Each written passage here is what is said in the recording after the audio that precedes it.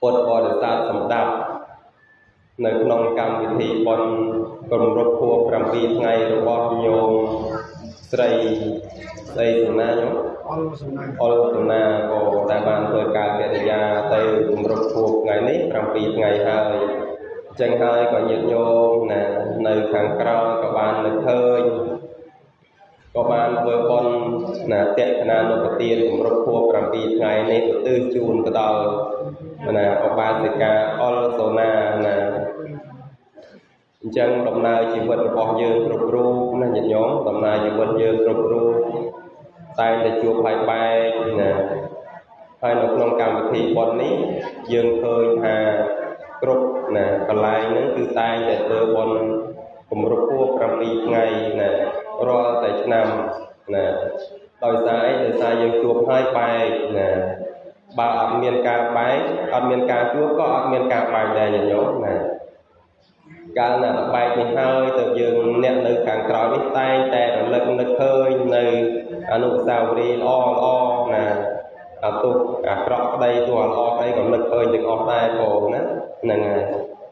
កាលណាតែនឹកឃើញនេះហើយទៅមានកម្មវិធីនេះកើតឡើងនៅគម្រប់ថ្ងៃទី7ហ្នឹងញាតិញោមបងណាណាញាតិញោមញោមណាកុំទាន់ណាញោមកុំទាន់ទុកម្លាយសិនបងណាមកសំដែងមិនយូរទេបងណាផ្ដោតមកលើធម៌ទេសនាបន្តិចទៅបងណាដើម្បីបានបុណ្យកុសលខ្លះបានកើតជាបញ្ញាខ្លះយើងទុកចោលសិនកន្លែងហ្នឹងកុំទាន់ណាចាំព្រឹកក៏មិនហួសពេលដែរញាតិញោមបងណាចាំព្រឹកក៏បានដែរណាយើងស្ដាប់ធម៌បន្តិចទៅអញ្ចឹងនៅក្នុងកម្មវិធីបុណ្យ7ថ្ងៃនេះណាព្រះមិនបានសម្ដែងថាឲ្យយើងនឹងធ្វើគ្រប់គ្នាទេណាព្រះមិនបានសម្ដែងថាបុណ្យ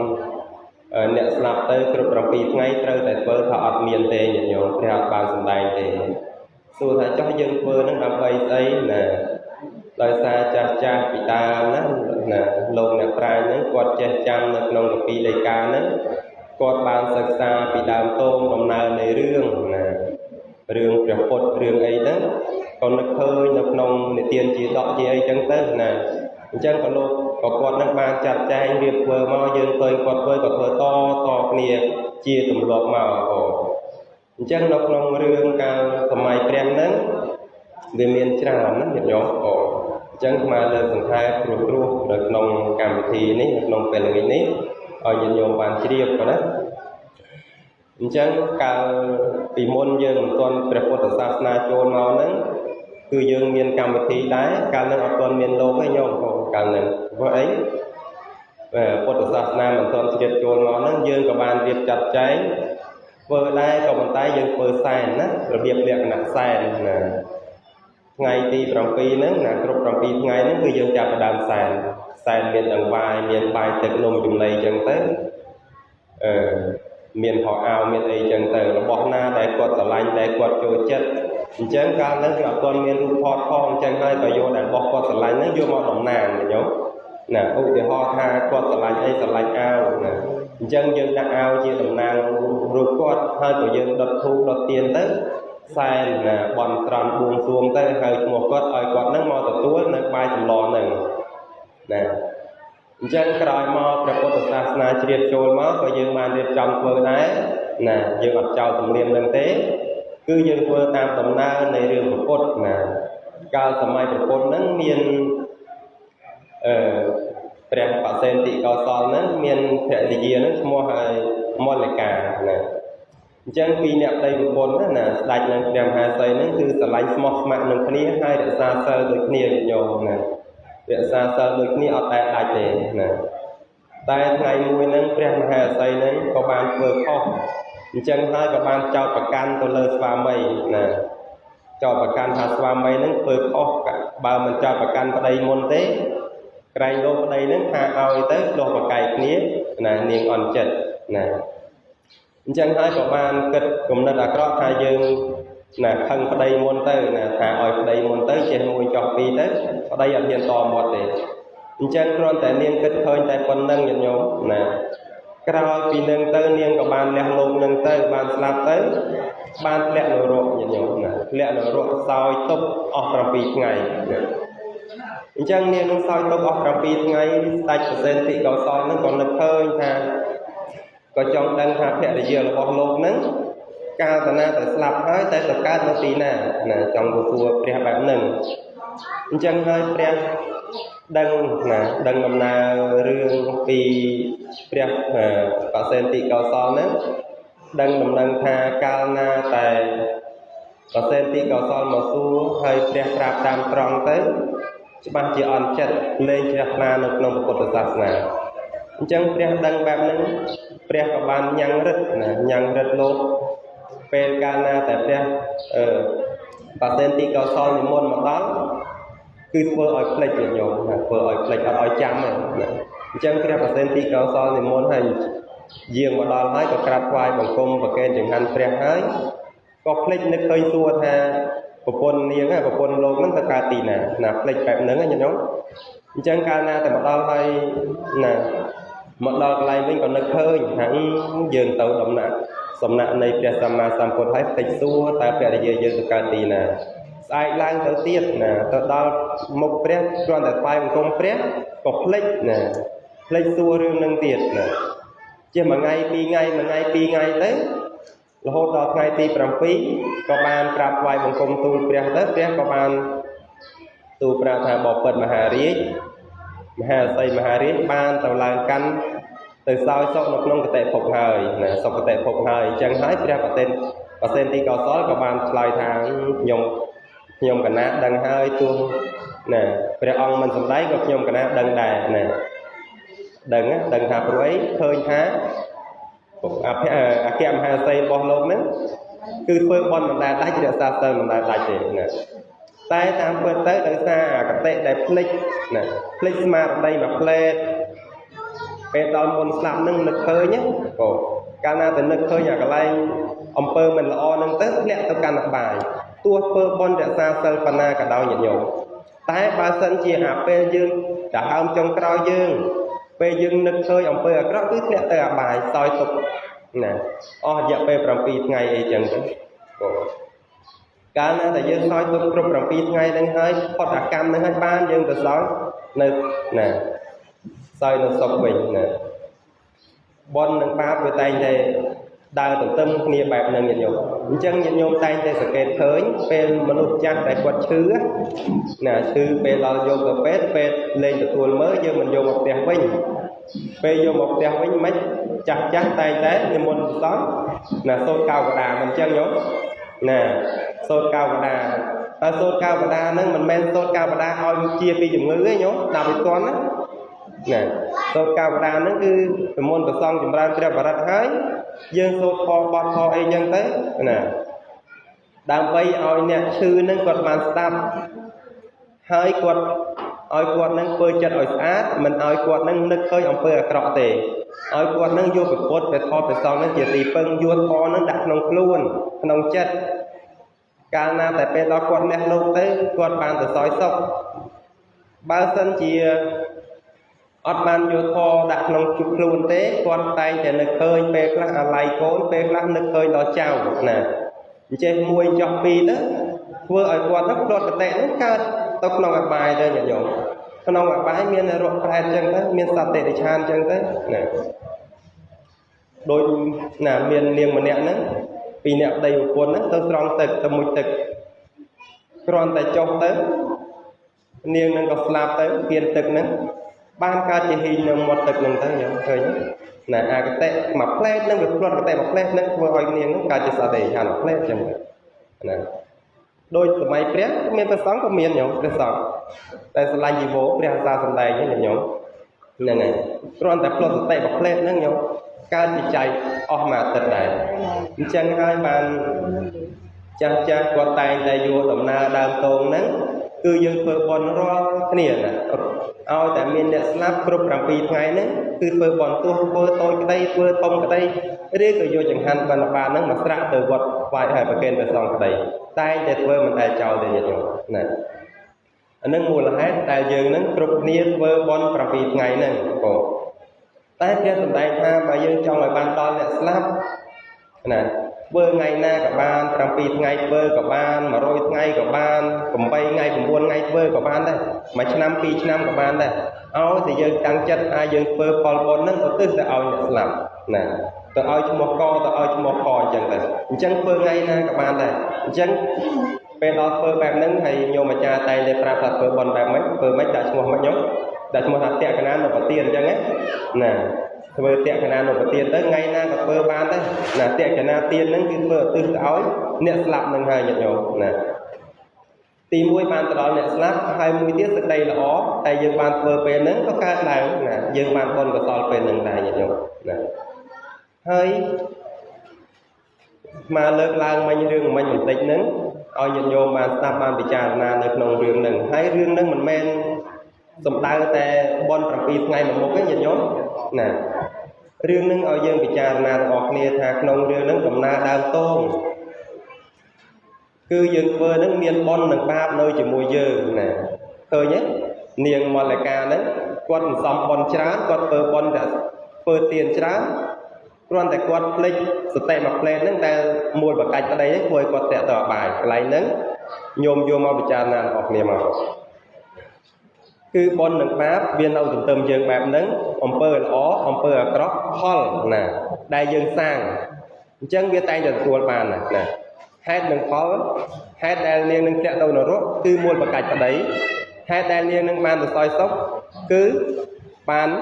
ណារក្សាសិលធ្វើទានឃើញទេញោមអញ្ចឹងព្រះសម្មាសម្ពុទ្ធសម្ដែងពីហេតុនិងផលបែបហ្នឹងបើយើងចង់បានល្អយើងរក្សាសិលយើងធ្វើល្អចំពោះសាច់ញាតិមិត្តភក្តិបងប្អូនទៅឥឡូវមកលើករឿងឲ្យញាតិញោមត្រួសបានមករឿងទៀតចុះហើយនៅក្នុងពេលហ្នឹងគេហៅអំពីហេតុនិងផលនៅក្នុងពុទ្ធសាសនាដែលលោកសម្ដែងណាអញ្ចឹងដោយរឿងនាងសុជាតាញាតិញោមធ្លាប់ស្ដាប់ទេណាញោមធ្លាប់ស្ដាប់ណារឿងនាងសុជាតាមុនដែលនាងឈ្មោះក្នុងរឿងសុជាតាហ្នឹងនាងឲ្យមាននប់ហ្នឹងមានប្រពន្ធ4នាក់ណាប្រពន្ធ4នាក់ប្រពន្ធដើមហ្នឹងជាប់ខ្សែនឹងប្តីហ្នឹងប្រពន្ធដើមហ្នឹងដូចជាចដូនមួយនឹងប្តីហើយប្រពន្ធទី2ប្រពន្ធទី3ប្រពន្ធទី4ហ្នឹងគេក្មេងៗអញ្ចឹងមាននប់ហ្នឹងគាត់អ្នករក្សាសិលគាត់អ្នកធ្វើទានណាគាត់តែងតែយកចង្ហាន់បិណ្ឌបាតទៅប្រគេនព្រះសង្ឃគាត់តែងតែធ្វើសាលាធ្វើគាត់ប្រគេនព្រះសង្ឃចំណែកប្រពន្ធទី3ប្រពន្ធទី4ប្រពន្ធទី3ទី2ហ្នឹងតែងតែធ្វើបុណ្យរក្សាសិលជាមួយប្តីហ្នឹងណាខ្លាយតែនាងសុចិតាហ្នឹងជាប្រពន្ធដើមហ្នឹងគាត់ទី1គាត់អាងខ្លួនគាត់ហ្នឹងជាភរិយាដើមហើយមួយទៀតគាត់អាងខ្លួនគាត់ហ្នឹងជាប់ខ្សែនឹងប្តីផងត្រូវជាដូនមួយនឹងប្តីផងណាគាត់អាងបែបហ្នឹងហើយគាត់មិនគិតថាធ្វើបុណ្យទេគាត់ភឹមថាប្តីគាត់ធ្វើហើយគាត់នឹងបានបុណ្យដល់គាត់មានណាញាតិញោមពេលគាត់អស់ជីវិតទាំងអស់គ្នាទៅគេប្តីនឹងឲ្យភរិយាប្រពន្ធទី2ទី3ទី4ហ្នឹងបានឡើងទៅសោយសុខទៅញាតិញោមណាប្តីបានកើតជាប្រអិនទៅប្រពន្ធហ្នឹងបានទៅនៅជាមួយប្តីនឹងអស់ទៅហើយតែនាងសុជាតាហ្នឹងអត់បានធ្វើបុណ្យអត់បានរក្សាសិលគេទេអាងទៅខំថាគេធ្វើបុណ្យហ្នឹងបានមកឲ្យមានអីស្លាប់ពីនឹងទៅកើតជាកុកនៅមាត់ផ្លុកមួយទៅនៅមាត់ត្រពាំងទៅញាតិញោមចាំចាប់ត្រីណាអញ្ចឹងហេតុដែលនាងនឹងសាងអញ្ចឹងហេតុនាងនឹងសាងអត់មានសាងអីទេញាតិញោមសាងតែណាបច្ចុប្បន្ននឹងអាងណាអត់មានសាងបនសាងអីទេចំណែកប្តីនិងប្រពន្ធតែដទៃទៀតគាត់សាងអំពើល្អពេលផលគាត់បានមកបានទៅសោយសុខចំណែកនឹងសុខចិត្តតាហ្នឹងគាត់អត់បានសាងផលល្អទេពេលគាត់អស់ជីវិតទៅគាត់ទទួលផលបានកើតជាសត្វតិរិឆានណានៅនឹងមាត់ផ្លុកអញ្ចឹងទៅតើតែប្តីនឹងមកប្រោះនាងណាអត់មានព្រះមកប្រោះទេណាប្តីមកប្រោះនាងប្តីជាប្រអិនហ្នឹងនិមិត្តខ្លួនមកប្រាប់នាងមុននឹងប្រាប់នឹងចាប់នាងយកទៅលើសិនញោមយកទៅឋានតាបតឹងសិនគ្រាន់តែនាងនឹងទៅដល់ព្រាមនាងនឹងចាំជាតិបានណាញាតិញោមនាងកុសជាតិតាហ្នឹងណាចាំជាតិបានគ្រាន់តែនឹកឃើញថាអូនេះប្តីអញដែរអូនេះនាងប្រពន្ធទី2ប្រពន្ធទី3ប្រពន្ធទី4ហេតុអីអញខុសគេណាខ្លួនសខ្លាចជាសត្វតិរិឆានអញ្ចឹងប្តីនឹងប្រអិននឹងក៏បានប្រទានសិល5ឲ្យណាឲ្យនាងរក្សាសិល5កាលណាតែពេលដល់ niềng nâng ban để xa sel pram cho một với nhiệt nhóm để xa sel tuôn tăng luôn chỉ sạch nữa nhóm nè để xa sel pram pe lúc đó niềng ở chỉ vật chỉ sạch nâng tới ban cả chừng niềng mai cả nhiệt nhóm nè pe đó cả chừng niềng mai cả mà nè hơi niềng của ban để xa sel tiết nhiệt nhóm để xa sel hơi ở chiết bị nâng tới ban tổ cả chỉ con nè asura mà nè tiết quạt để xa sel tiết nè quạt để xa sel ở bảy chiết ban quạt ở chỉ vật tới ban tổ cả nè nơi than ta có tầng chỉ mùi bàn này và mày được niềng thôi nhé ồ chẳng dương trong ban ông pơ ó dương trâu pơ bạc nâng nhận nhóm nè chẳng bây giờ đây cho hai đường kho ông pơ ó bon đường bát ở dương bán túi ban đăng đường ọt nè nè bà sân chỉ dương ở ban để sao ông pơ ó nâng thế anh có thể chiết bạc nâng nhận nhóm hai mình 300 anh có thể chia thế bà sân chia dương 300 bon hết đôi nè bà dương sang ông pơ ở trọ cho lắm cực mạnh nhóm nè nè rồi kia bom con cháu dương cái bên chân dương ấy ca nào dương phơi phơi rồi kia mình trôi chân dương đi nè mình 300 ta nam một na có thể chia thì 300 bon nó có đôi nè ca nào tại bây giờ bà dương chia mình nuôi o che sờ lanh bom con rồi nhân mất xong tháng nè chia nó cái nhóm mình 300 chia một cái cứ kia sờ lanh rồi ăn trôi chân đôi nè cổ nè anh nứng đại dương sáng hai đường khó con đường bạc nâng cổ nâng mà lời cua ông pi nông cam về thi tẹt tông nâng bon làm pi ngày một phần nâng nhận nhóm nè cầm thay nhận nhóm đạp toàn cho nè nông cam về thi bon phần ngày nâng ở miền ấy tràn tây miền tại một phần nâng hai bài dương trong bàn sóc dân quê từ đây là o bài dương trong ban này đó net snap giờ ở miền ấy tây miền tại quê tẹt khả năng là tiên ở tư từ ấy nè phụ nhiệt nè miền nhiệt trong sông xa vọt nhiệt đang làm pi sản tan vọt dương nè chia sẻ đôi ôn đang quạt tơ tài để chặt mấy ní cứ bàn từ tuôn nơi con ca mà hai của con là nhiệt nhôm nít ban phơ từ ỏi hai mình miền tây tầm mai dương đi trên nhiệt nhôm nè tầm mai phía niên kê xa cô tầm mấy nhiệt nhôm niên kê xa cô tầm mấy nắng chia sợi trai còn phía mà nét niênอายุ 16 ឆ្នាំញាតិញោមណានេះអាយុ 16 ឆ្នាំស្រាប់តែសទ្ធិហ្នឹងគាត់អស់បនណាសទ្ធិគាត់អស់បនគាត់មិនមែនអស់បនហ្នឹងស្លាប់ទេញោមគាត់អស់បនហ្នឹងគឺទ្រព្យសម្បត្តិគាត់មានច្រើនណានឹង80កោដនៅក្នុងផ្ទះណាគ្រាន់តែមាសដាក់គាត់នៅក្នុងផ្ទះ80កោដពេលដល់គាត់អស់បនទៅស្រាប់តែអាទ្រព្យសម្បត្តិហ្នឹងកើតជាខ្ជូងទាំងអស់ញាតិញោមណាមាសដាក់នៅក្នុងផ្ទះហ្នឹងកើតជាខ្ជូងទាំងអស់តាមតែសទ្ធិនឹងថ្ងៃមួយសទ្ធិចូលទៅមើលទៅឃើញសុទ្ធតែខ្ជូងអញ្ចឹងសទ្ធិនឹងក៏ខូចចិត្តមិនដឹងថាធ្វើម៉េចឲ្យទ្រព្យខ្លួនឯងបានខ្លាចជាមាសវិញដើររੂគ្រូហៅទូទាយមើលផងបានជួបបណ្ឌិតម្នាក់ណាបណ្ឌិតនោះរៀងក្មេងដែរទេពេលដល់ជួបទៅសួរនាំបណ្ឌិតនឹងទៅបណ្ឌិតនឹងក៏ប្រាប់ថាអូអ្នកឯងខ្លាចជាអស់បនហើយណាអស់បនពីអតីតជាតិហើយបានអ្នកឯង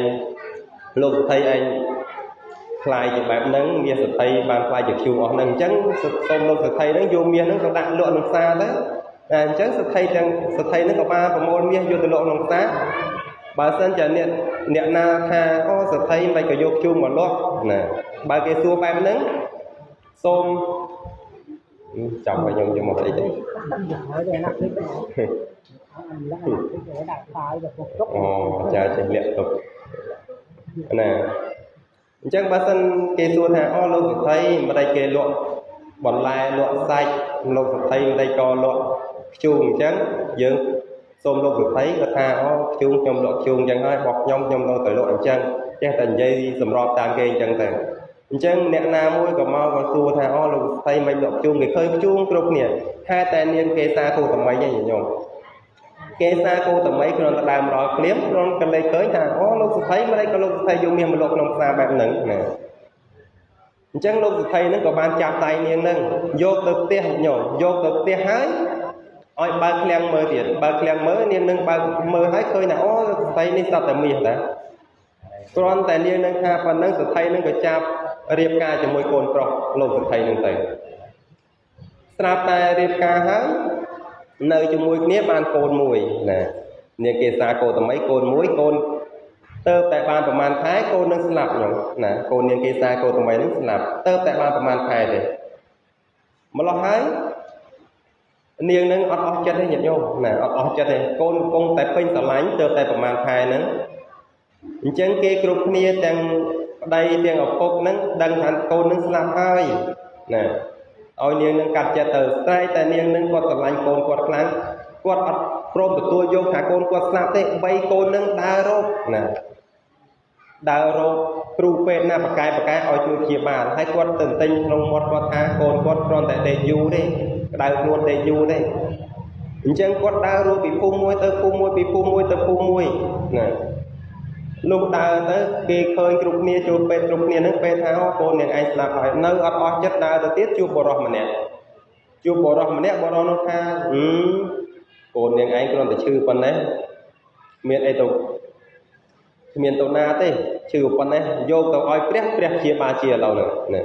បរិសនឹងថាអញ្ចឹងនាងនឹងគ្រាន់តែលើទៅតែព្រះនៅណាព្រះនៅវត្តចេតពុននាងនឹងអោបកូនរត់ទៅញោមណារត់ដល់វត្តចេតពុនរត់ទៅដល់វត្តចេតពុនយកទៅថ្វាយព្រះមើលឃើញព្រះថាបើអ្នកឯងចង់បានកូននឹងឯងជាណាសូមនឹងឯងដើររកគ្រាប់ស្ពៃផ្ទះណាដែលគ្មានមនុស្សស្លាប់ណាគ្រាន់តែព្រះបែបនឹងថាបែបនឹងឲ្យកាលណាបើរកបានហើយយកមកឲ្យព្រះមកព្រះនឹងជាបាលអញ្ចឹងនាងនឹងក៏បានអោបកូននឹងដើររកពីផ្ទះមួយទៅផ្ទះមួយណាដើររកគ្រាប់ស្ពៃនាងនឹងទៅសួរគេគ្រាប់ស្ពៃផ្ទះណាក៏មានញោមណា